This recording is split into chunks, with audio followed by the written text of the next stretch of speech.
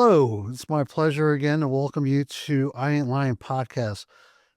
And today I'm really fortunate to have a couple of guys who I've known well.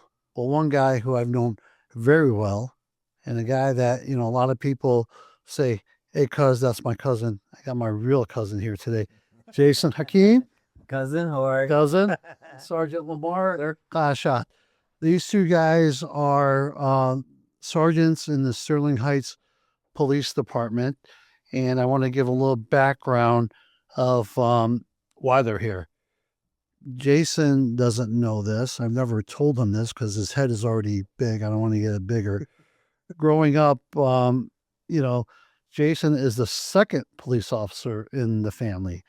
His uncle, Bassam, he is now currently in the Warren Police Department, but both of these guys started their career A in the military, B in the Detroit Police Department.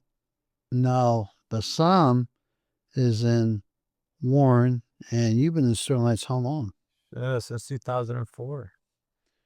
Some of you guys weren't even born in 2004. Long time. It goes by quick. I can retire in June. So, bro, you're too young. You still have hair. It's not white. Yeah, not white. Lamar needs to retire. He doesn't have hair anymore. For a long time ago. That's a long time, man. A long time. But the head's decent, right? I don't have any breezes, so there's a couple of there is, yeah. There's a couple of loves, man. On the way here. At least you got a good shade. Yeah, it is. Yeah. I shined it up a little bit. Man, I was impressed. You guys dressed up for me and everything today. All right. So, Jason, I'm going to ask both of you guys to give a little background, but let's start with you, and let's start with where you grew up. I mean, you're a lifelong resident of Sterling Heights. You were at Sterling Heights High School. Yeah. My parents moved 60 and Ryan, I think, in 1980. I don't think there are any Chaldeans. I'd love to find out, though, if my parents were one of the first. I kind of think they were, but who knows? I don't know. 1980, man. It's hard to find somebody. Yeah, Metro Parkway or Big Beaver here in Troy. It was a 2-lane road. I remember they were making it. They were expanding it at the time. So yeah, that's how long I've been there. And yeah, went to Grissom Junior High. Went to. Is that still there? Did they knock that down? It's still there. I don't know if it's actual junior high or not. I'm like a vocational school or something now. So, just grew up there and then went to Sterling Heights High and was working at my dad's, supermarket and liquor store, which, whatever one he decided, he wanted to do next. And I quickly realized that this is not going to be my life. Right. To sit in the store, work. And my dad, we all have fathers that were extremely hardworking, and just to put the 80, 90, 100 hours in, for example, in junior high, I was on my winter break, and my dad's like, you're coming with me every day. And I went early morning and didn't come back till nighttime. So I worked, I think it was 92 hours. I worked his whole schedule. 92 hours. I was maybe 14, 15 years old. I think he was paying me $2 cash an hour or something like that. It's too much. Yeah.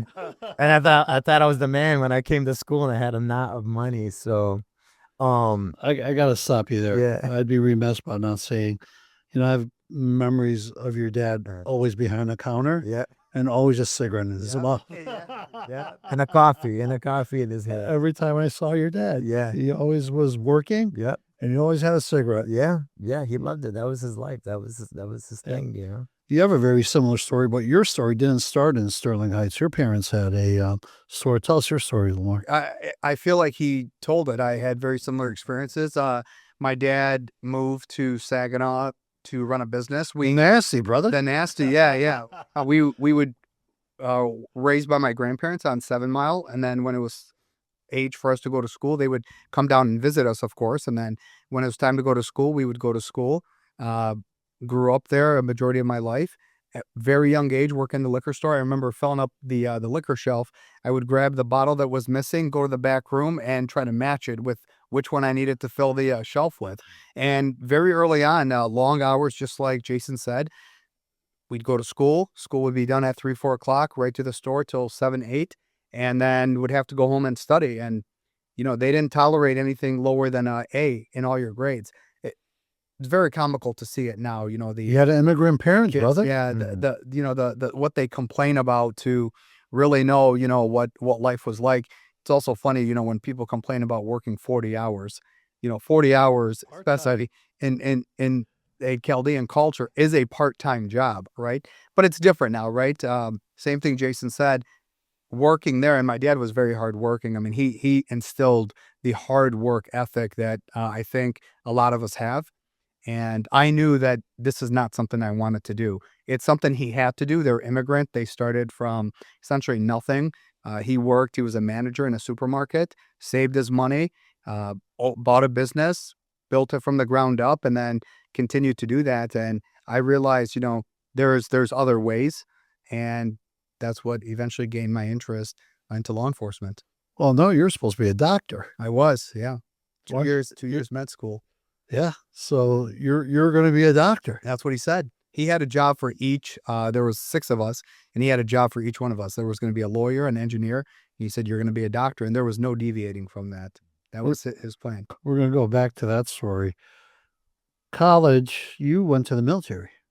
Yeah. But not many people go in the military. I want to know Yeah. that story. Like what made you decide to go in the military? So going to school was never my thing, right?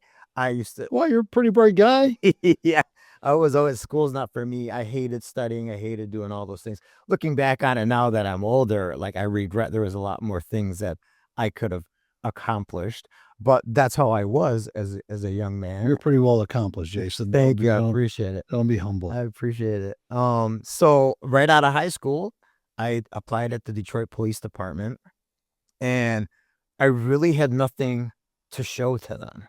You know, my grades in high school, not because I was dumb, but just because I was lazy. Not motivated. Good. Yeah, I wasn't motivated. I mean, I worked in my dad's store. Like, that's kind of it.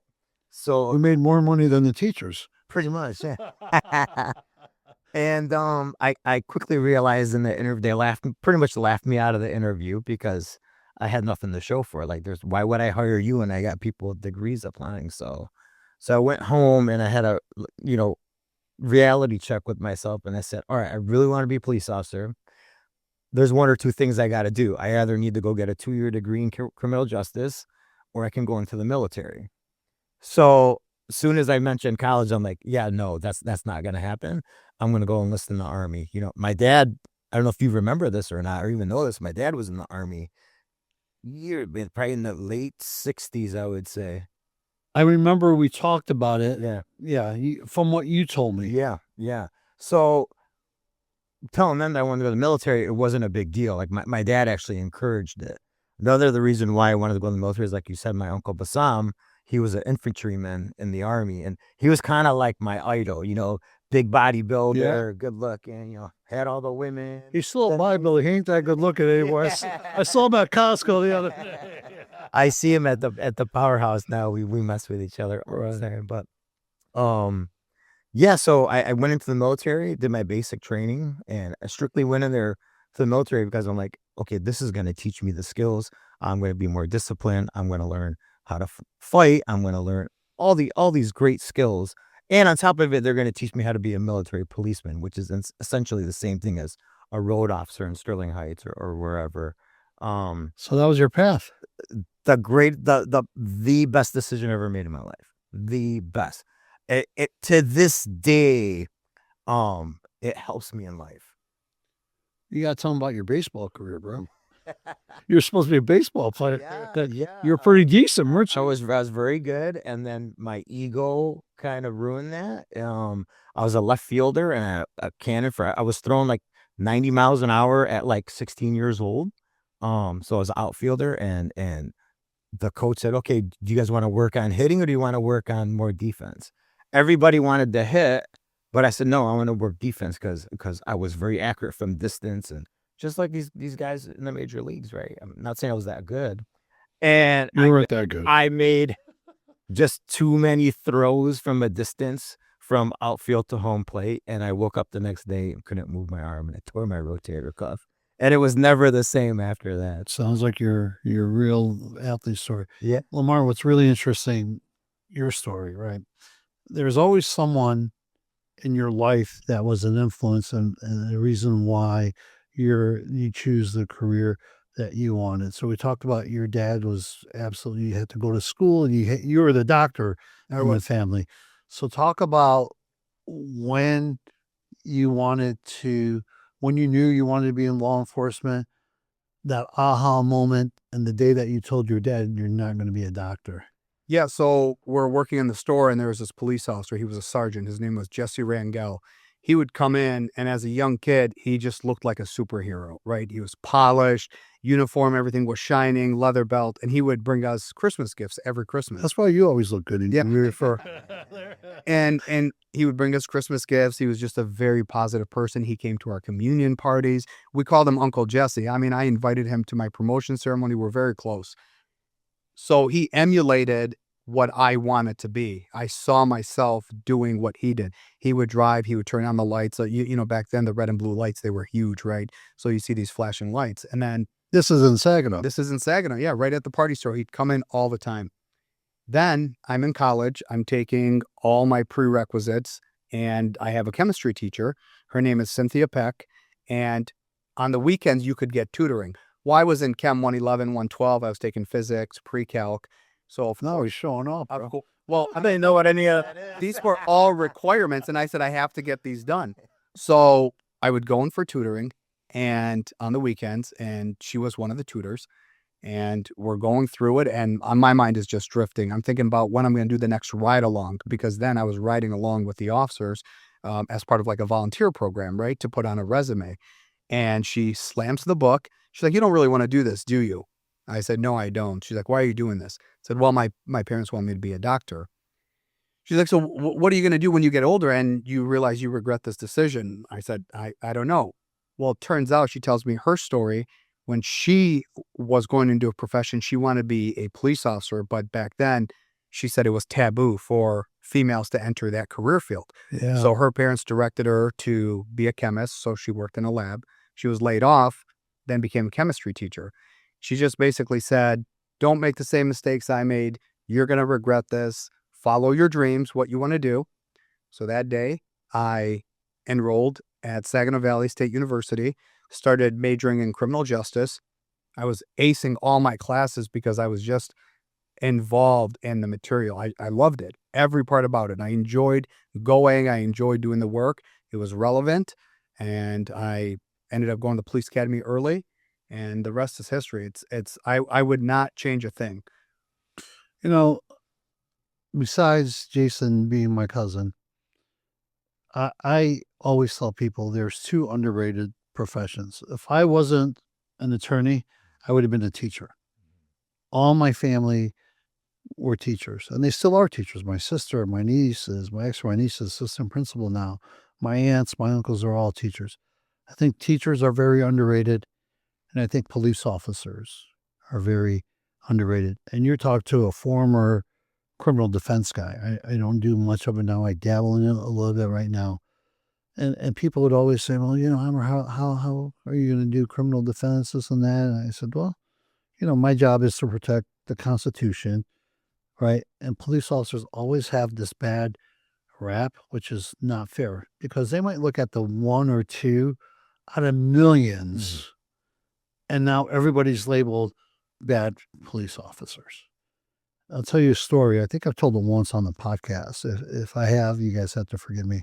Years ago, we lived in Shelby Township, and my wife came home, and the door was open in the garage, and she calls me, and she says, Amer, I'm scared. What if somebody is in the house? Okay. You think my punk ass went over there and says, stay right there? And I'm going to come and I'm going to check. I'm going to put my life on the line to make sure no one's in that house? The answer is no. My punk ass didn't. I said, call the police. My wife calls the police. 2 minutes. There was a female police officer and a male police officer that don't know us from Adam. They put their life at risk. They don't know my wife. They don't know me. They went room to room, cleared it, and came back out and told my wife it was good to go. Ever since then, I always had a fond respect for police officers. But that, to live it, God forbid, a million times. And you got lucky because Chief Schlide runs the Shelby Township Police Department. He does a great job, great set of officers, and you got that, Class A service that their residents get too. So I give credit where it's due. He does a phenomenal job over there. And I don't know him. I didn't know the two, but they did that for my family. How many times have you went in the house had to clear something not knowing what's going on? Every day you leave. Oh yeah, on a daily like that. That's I don't say routine, right? We hate saying routine, but Right. it's weird. But that's a daily thing. Like and we do it without even thinking about it. And then here you are. You're like, oh my God, it was this situation. Yes. Like it's very dangerous for you. And I can guarantee you, those two walked in there with not even worrying about it because that's just what we do.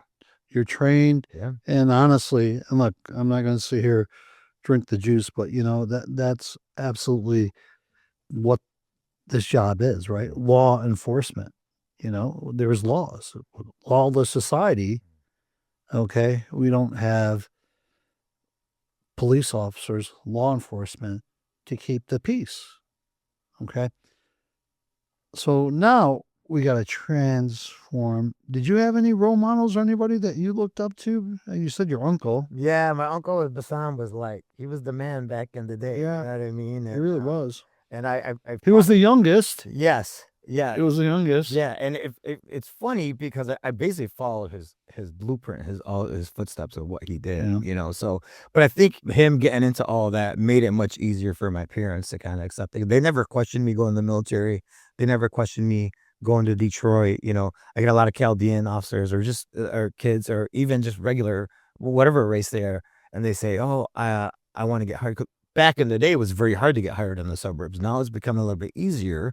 Right. So, but back in the day, if you didn't have experience or you didn't have a degree, like we weren't hiring, no department was hiring you. And I would tell these guys, I'm like, well, Detroit's always hiring, go to Detroit. And you know what the majority of them would say was, oh no, that's too dangerous for me. Which is like, okay, cops get hurt and killed in the suburbs. We had an officer get killed. Like my first couple of months here, Mark Sawyer's was murdered, Yeah. In so the parking lot. yeah, and I tell these guys, I'm like, don't tell me that. I did 5 years in Detroit. My trainer, Earl Couch, great guy, taught me a lot of stuff. When I got into my first shooting in Detroit, he couldn't believe it. He was like, I've been a police officer 28 years. I never came close to having, to unfortunately shoot someone. So it's just the way it is, nowadays. It's the way it is. Lamar, you made a career out of this. I mean, you're still a sergeant now. Can you tell me, like, the ranks? Like, what was your journey? First, you're a patrol officer, and I know you're a detective. One time we had a case. Yeah. We had a case together. What is that professional journey like? Take me through police officer, detective. What does that look like? Yeah. So what I started back when we started, nobody was hiring. You had to basically find an organization and you would become what's called a reserve officer. It's volunteer. You would ride with the officers and you'd have different tasks. Serve subpoenas, write parking tickets. Some agencies allowed you to do a little bit more. You could carry a gun, but you had to go through certain trainings. So then you go to the police academy, you become a police officer. Then the next step is after a certain amount of time, our organization, most organizations, is after 5 years, you can undergo the promotion process for the rank of sergeant. That is the hardest rank to obtain because it requires so much material that you must review, and then you have to put into application through an oral board. From there, you test for the position of lieutenant, and that is an assessment center. It's 2 days. There's no actual test, and it's all practical material. They put you through computer simulations, role playings, oral boards, presentations, and that's all based on your knowledge, your skills, your abilities, and your experiences. From there, you can test for the rank of captain. Then at our organization, we have a deputy chief, and then ultimately the rank of chief. And everybody has different ranks that they want to start at, stop at, but everybody has to start at the rank of patrolman. Within those ranks of patrolman, you can divert to different areas: evidence tech, traffic enforcement, detectives, canine handlers. Once you rise through the ranks, those positions are only limited to either sergeants or officers. For example, you can't be a sergeant and run a dog, become a canine handler. It's only for officers. So once you rise in the ranks, those jobs become limited, then you are essentially administration. Everybody from the rank of lieutenant and above is considered an administrator. You can still go out on the road depending on your assignment, but mainly you're now assisting in running the units or your officers. Is a lieutenant underneath a sergeant or above a sergeant? They're above. Okay. So it goes, and then their insignias. Once you turn lieutenant and above, you transition from the silver badge to the gold badge, and everything on you is now gold. Well, you're a sergeant, so you're administrative level, but you're still on the streets. You're still working. I am. I run our directed patrol unit. It's myself and 4 officers. We wear a different uniform, and our primary goal is to attend to some of the quality of life issues, right? So we can do anything from handling issues in the neighborhoods to enforcing our loitering issues in our business districts. But our primary job is proactive police informant. So we try to look for individuals that are illegally carrying weapons, narcotics, have warrants. And I supervise a group of 4 very highly motivated officers. They have to come in every day and they have to show some sort of production, high value production. And it's a tough job to do every day, but it's necessary. And in communities like Sterling Heights, where we're continuously voted the safest city, it's primarily due to the work our officers do and the work that these guys do, collectively, right? It's not just one unit. It's collectively everybody working together. But that's my job. And you're always calling me, telling me about all the fundraisers and everything that I do. you're doing. Talk a little bit about the programs that you help run. Yeah. So, unfortunately, we've had officers that have been injured, stricken with illness, cancer, or they're, off work because of job-related instances. So we hold different fundraisers, like we hold a policeman's ball every year that, generates money to donate back to these officers. And it's basically officers that are in need. We do a fundraiser. Jason and I run our honor guard, and it's 23 officers that attend funerals for fallen officers that have been killed in the line of duty, or ceremonial type events. All of those require funds that are separate from the city. So we fundraise for those. We send officers to Washington, D.C.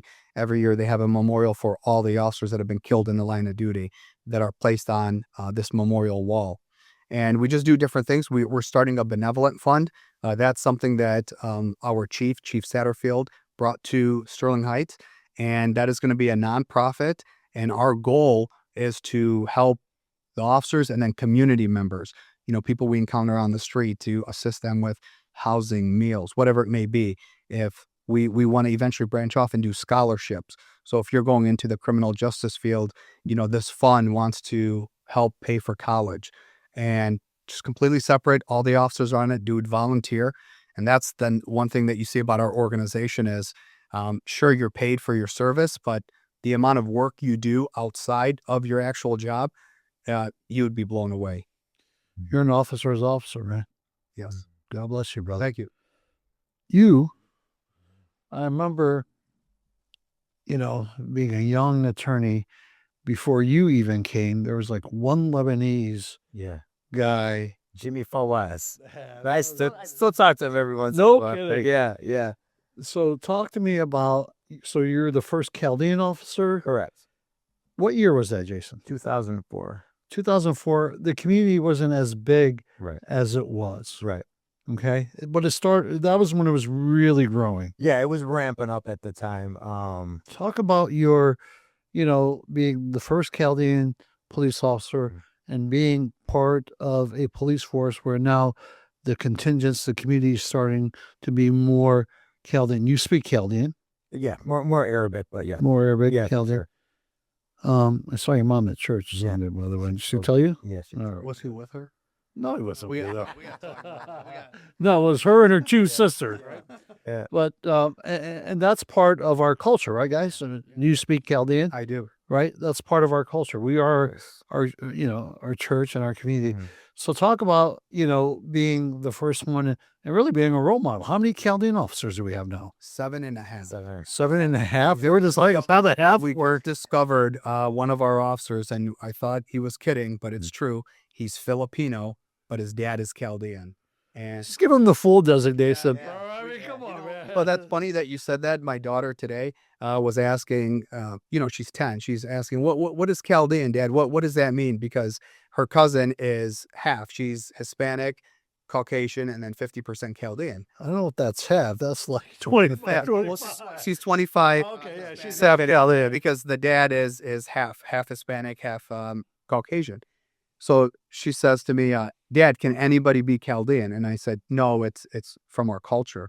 And she says, oh, okay. Can my friends, join me and be Chaldean? And I said, do you like being Chaldean? And she's like, yeah. I don't think she truly grasps, and she's like, oh, I'm proud. I'm proud to be Chaldean, Dad. And like, honestly, that just warmed Dude, that just melted my heart, Yeah, right? yeah. Look, you guys are in a position where, justice is blind, everybody is equal, but I think there is a sense of pride, right? I mean, sense of trailblazing, right? Because we haven't been here as long as the other nationalities, the other cultures. So talk to me a little bit about your experience being the first Chaldean officer, now Yeah. one of 8. Yeah. Well, if we See, we gotta give him the full designation, right? Talk to me about that. It was fun. It was crazy. Would they know you're Chaldean? No, so I can get into it in a second, but I do want to talk about my first day there. I spoke with our chief at the time, was Barnett Jones, Okay. and I sit down. He's like, sit down. I'm like, yeah, and he's like, thank you. And I was like, for what? And he's like, thank you for being interested in Sterling Heights. He's like, I've had the Chaldean community ask me, why don't you have any Chaldean officers? Why don't you have any Chaldean officers?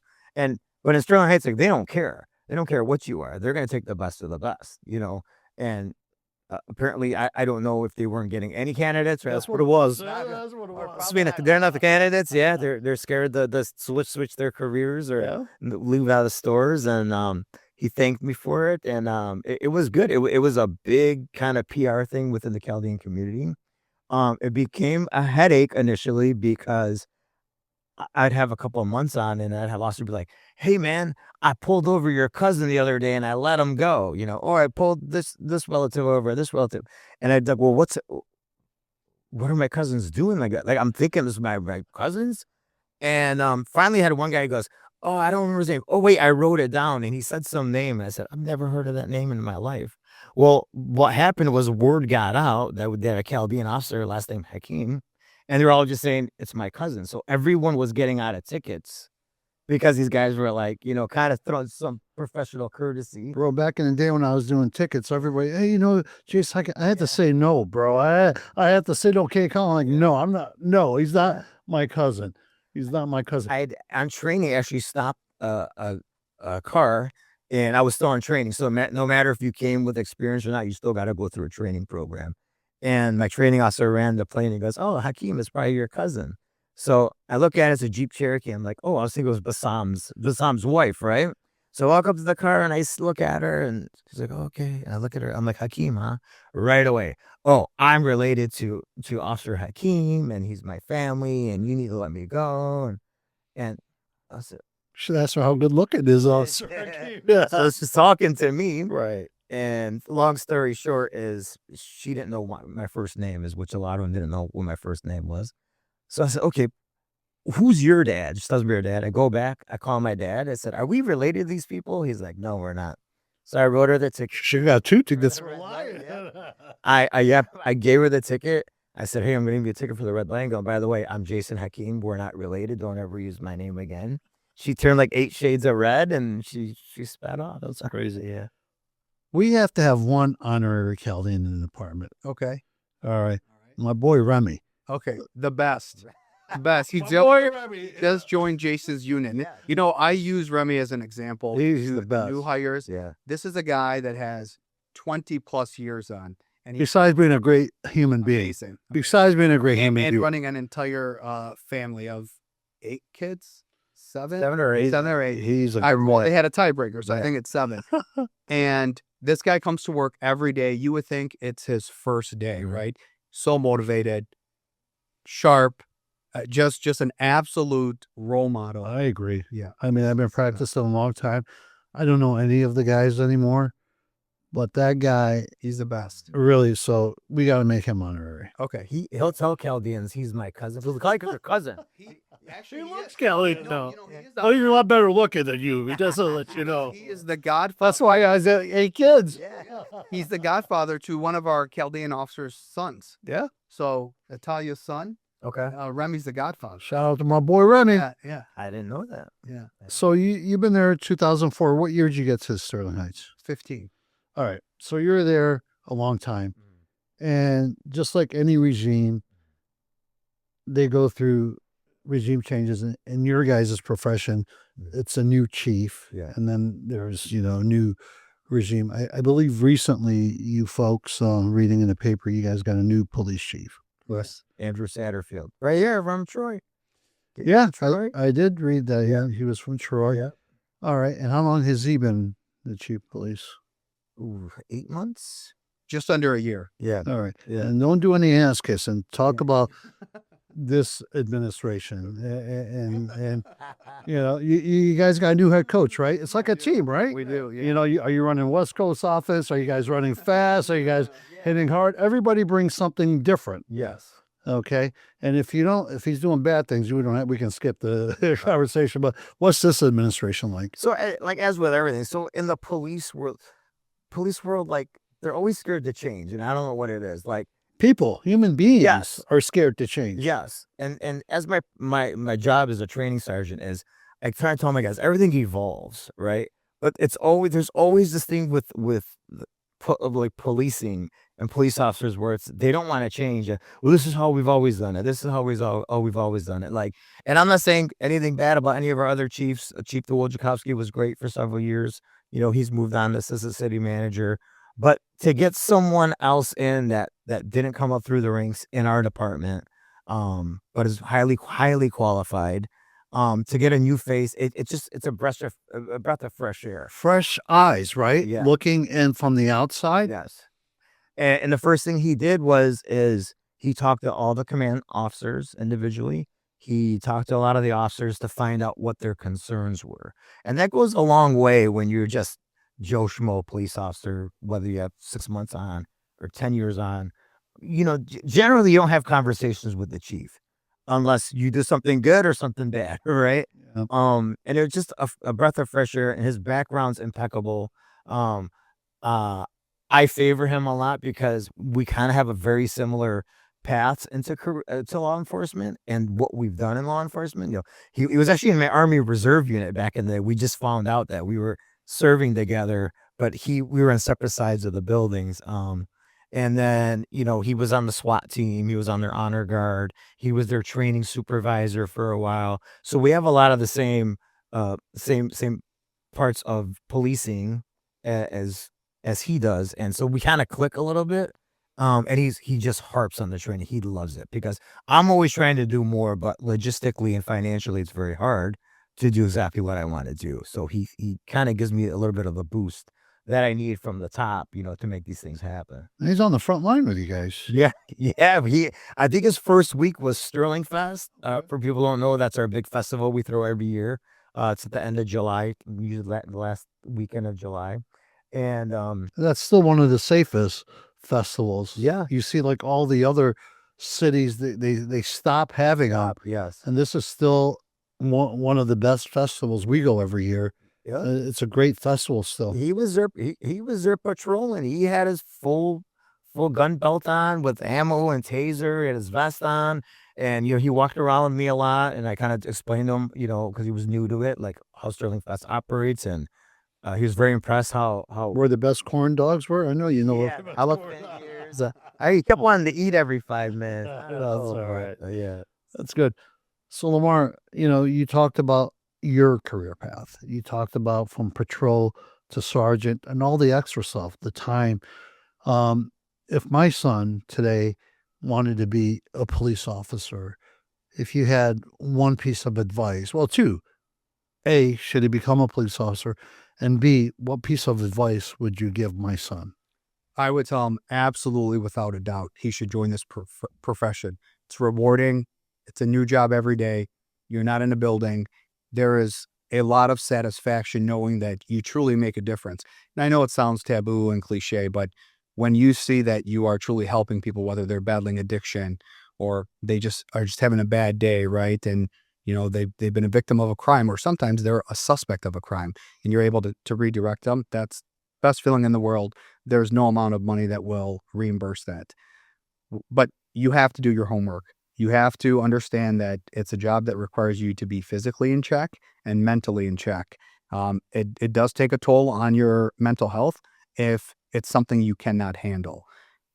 In modern day policing, we've rolled out a lot of programs to address mental health with first responders, because it's not just police, it's fire, EMS, nurses, doctors, etc. And I would tell him, come on a ride along. Just come on a ride along. You'll know if it's your fit. Volunteer within your local police department and see if this is something you want to do. Because we have officers that join the police academy and they leave midway through, or some of them quit within their first month, and they say, we had a guy, nice guy, Chaldean guy. He said, I'm more of a support role. I don't want to be first. I would like to be more backup. And that's a position I'm looking for. Well, we don't have those positions. Yeah. And he knew, right? And, he said, I wish I would have saw firsthand what exactly I was getting myself into. Right. I love the job. Everybody knows that. I would definitely recommend that he does it, but you have to do your homework. Just like when you became an attorney, you did your homework. You didn't go in there blind. I can't imagine. I did. Did you really? Yeah, I did. I went in blind. I had a similar story to yours. I am an immigrant. My mother and dad didn't speak English. I grew up in Detroit, okay? And my parents didn't read or write English, so I was a product of Detroit public schools. I mean, we were on welfare, food stamps, okay? And I got the free lunch and everything. And in 11th grade, we did a mock trial, and I was the attorney. And then my social studies teacher, I wish I remembered her name. At that time, I was in Oak Park. We had moved to Oak Park. It was Oak Park High School. And she said, you should become a lawyer. I said, what's a lawyer?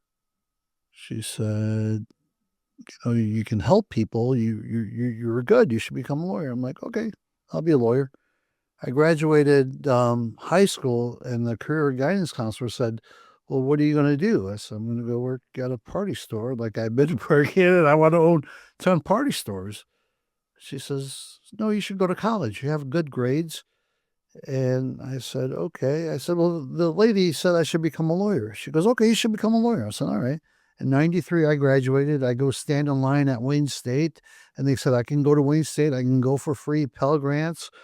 I'm standing in line to pick my classes, and the lady back in the day, you stood in line. She says, well, what's your major? What do you want to do? I said, well, they told me I should be a lawyer. She was like, well, there is no law major. You should be a poli-sci major. I'm like, okay. And since then, I was locked in. Somebody told me I should be a lawyer. So I didn't do any homework. I didn't know what I was getting myself into. Then obviously, I mean, I'm not that big of a dumbass when I started in college, whatever. And then I started looking, and that was when the OJ trial, 94. And that was Butson in Detroit. And I was like, yeah, I do want to become a lawyer. Lawyers help people. Lawyers help people that can't help themselves. And that's what you do. Yeah, for sure. I mean, honestly, they think of, oh, police officers are going to get bad guys. Yeah. No, you do community policing. Yeah. You help people with problems. Yeah, and that's the majority of what you're doing. Yeah, you're getting bad guys, but the majority of the time it's public service, right? And sometimes people call for like very minuscule things, and one thing is The door's open at my house. yeah, right. And not even that. Oh, this guy's parked on the sidewalk. It's a lot of officers will get mad at stuff like that because they are busy for stuff. But it's important to that person because it's against the city ordinance, right? You can't park across the sidewalk. But another thing too is like that's something important to them. So you still have to give them that service. You still have to kind of put yourselves in their shoes and I mean, I can't remember how many times, it's just countless times where it's something minor where I'm just like, oh my God, am I really going to deal with this? But you make that person's day because the police came and saved the day, whether it's something big or minuscule like that. So it is very rewarding, I mean, you can't be a cop and part of the reason that you want to be a cop and not be like, I don't want to help people. Like, again, it's like one of the things you always hear, like, oh, I want to help people, right? But that's what your job is. Yeah. How many years in a row? I mean, I always see you guys one of the safest cities in Michigan or America. So we're the largest, safest city, over 100,000 people in the state of Michigan. I don't know what the stats are United States wise. I think this is number 6 or 7. Because of my cousin, bro. Because All right, 2004. Don't right, I'm just make doing the make math. sure, Yeah, bro. yeah. Make sure you get that. You get that. But he didn't tell me you guys could do ride-alongs, bro. Where were you there? Whenever you want. Whenever you want. Oh man, I might act like a fool. I catch a case on the wrong side, bro. Maybe I didn't tell you for a reason. All right. You can't hand your business cards out while we leave. You know. So. I better be so no go. Up in the back seat. Yeah. Here you go. Call me. Hey, listen, Ethical. I got some stories, but it's not about me. Yeah. What's the name of the podcast, bro? Yeah. I ain't lying, right? Yeah. I need you guys to give me something, man. I need you guys to give me something. I'm going to give you a couple of minutes to think about it, but I need a story, Jay. Yeah. After you tell me, Yeah. I ain't lying on when that really happened. This guy I don't think his story is going to be as good as yours. So I'm going to save you second. All right. I'm going to save you second. Fair enough. He's the officer's officer right there, Fair man. enough. But make it a little something, Lamar. You know, don't give me nothing really. No. I have something. So Give me something, man. I had 5 years on the job, and I was testing to become a task force officer. What that means is I was going to work as part of a federal task force. It was called. This guy's an overachiever, Get- bro. Yeah, 5 years in, you're already... Well, that's when you can put in for jobs. All right. You have to work 5 years, and then if you had 5 years, you can put in for what's called a transfer. So there was a sergeant there, and he goes, "Oh, you want to get on gang task force?" And in Saginaw, we had a Bro, you got no gangs at Saginaw here. Oh, come on. a lot of homicides, a lot of problems. So I said, "Yeah, I do." He goes, "Okay," and I was there to report for my shift. He goes, "You're not going to report in the shift." He goes, "I'm going to give you this van, and you're going to sit in this vacant house. I need you to watch the house across the street."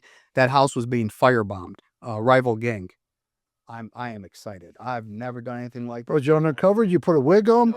My uniform. I'm in my uniform. I'm in this van, old van. It's leaned back, and I responded to You like that? violent crime, and I'm talking on a Nextel, push to talk. All right.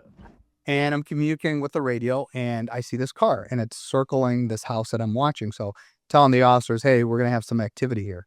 You know, my heart's racing, the adrenaline's going. Well, all of a sudden, that car pulls into the lot that I'm in, and they hit me with their headlights, and then they take off. So I begin pursuing it. I'm in a regular van that you would see in the street. A broken down van. Strictly against our policies, but I thought, okay, this is exigent circumstances. We could have a potential crime here. And this van is driving all around the city, and I'm given my location, and I'm not seeing a police car. Where's this police car? Well, it starts leading me down this cul-de-sac, and it's an area that I had worked before. I knew we had problems there. So just as before I enter the cul-de-sac, I see red and blue lights behind me. I move out of the way, and then in the corner of my eye, I see this guy run from the corner. Well, long story short, they apprehend him. He threw a gun on top of a roof.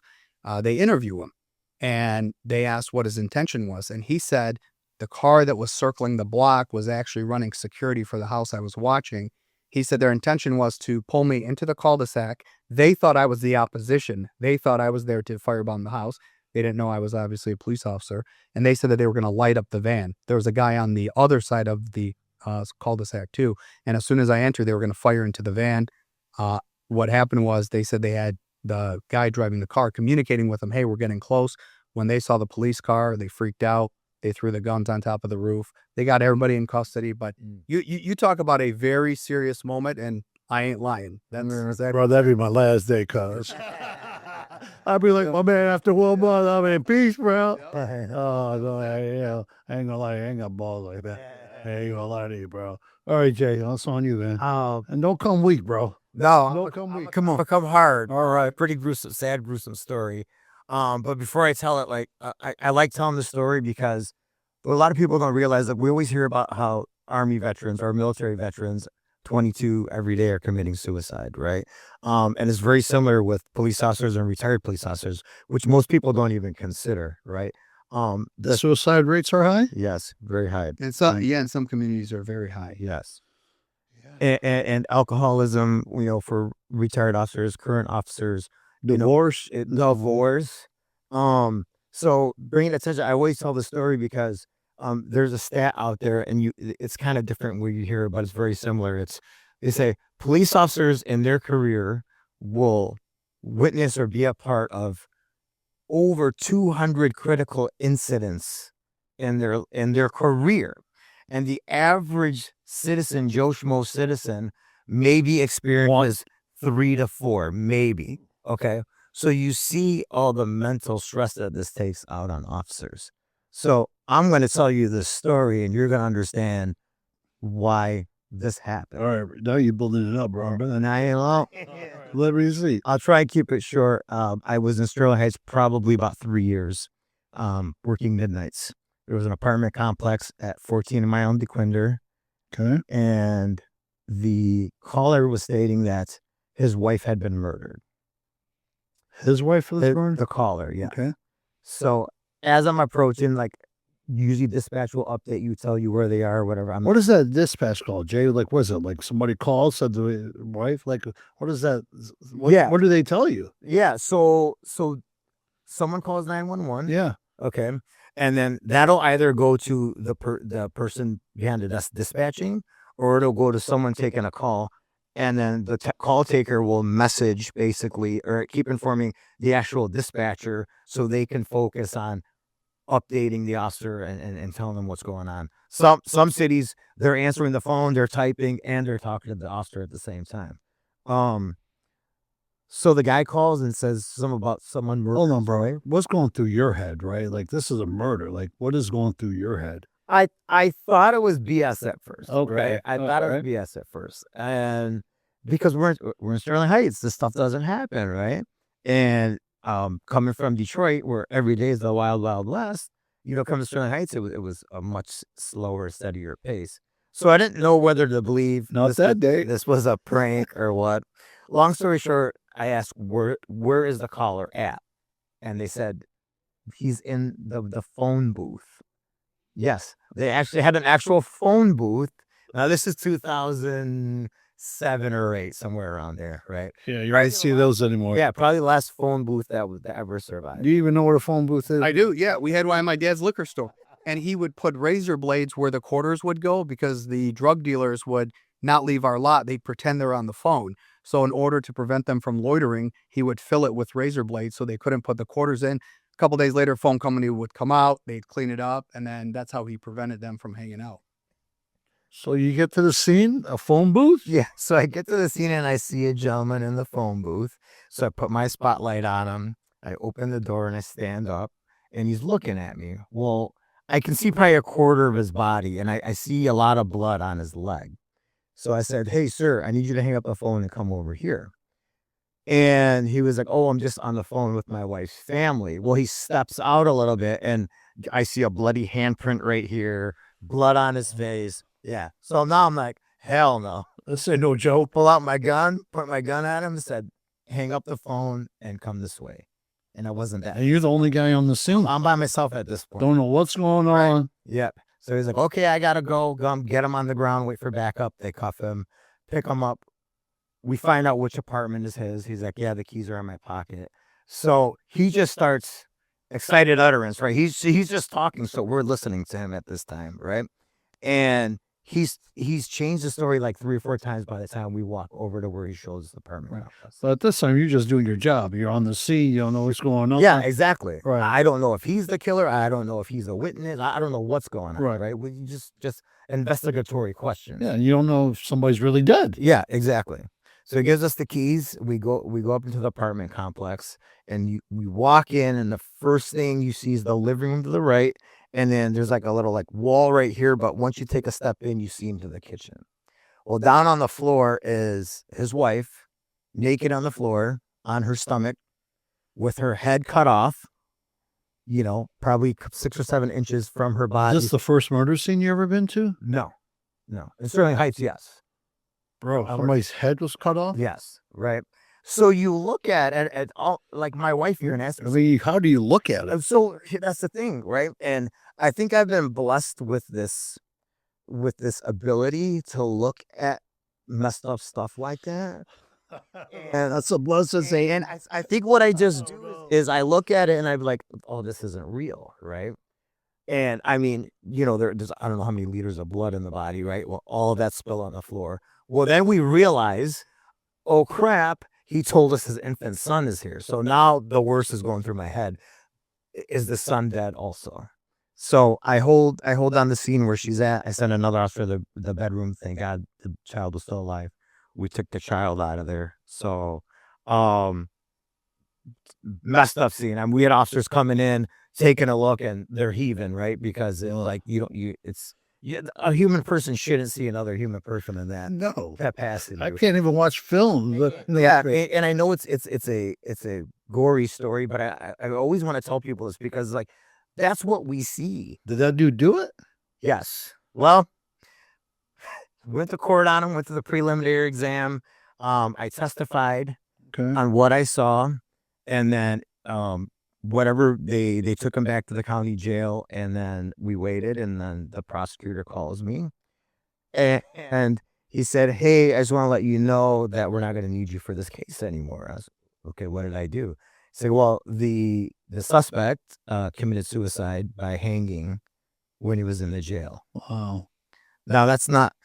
I ain't lying when I tell you this. The second part of it was, he said, the prosecutor said, "Oh, I'm not done." He's like, he somehow cut off his penis and swallowed it before he hung himself.